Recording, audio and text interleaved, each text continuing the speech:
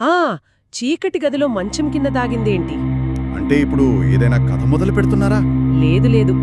ఈ లోతైన విశ్లేషణ మొదలుపెట్టే ముందు మొన్న నేను ఇంటర్నెట్లో చూసిన ఒక వీడియో గుర్తొస్తుంది. అందులో ఒకతను తన ఫోన్ టార్చ్ వేసి మంచం కింద వెతుకుతుంటాడు. మ్మ్, వినడానికే కాస్త టెన్షన్గా ఉంది. అవును కదా. అప్పుడు ఒక వాయిస్ ఓవర్ వినిపిస్తోంది.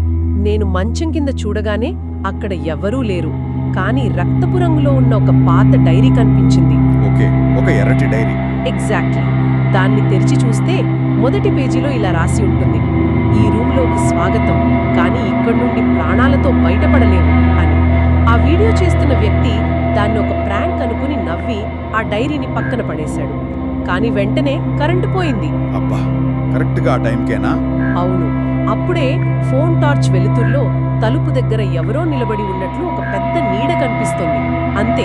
పార్ట్ 3 కోసం సబ్స్క్రైబ్ చేయండి అని ఆ వీడియో ఆగిపోయింది.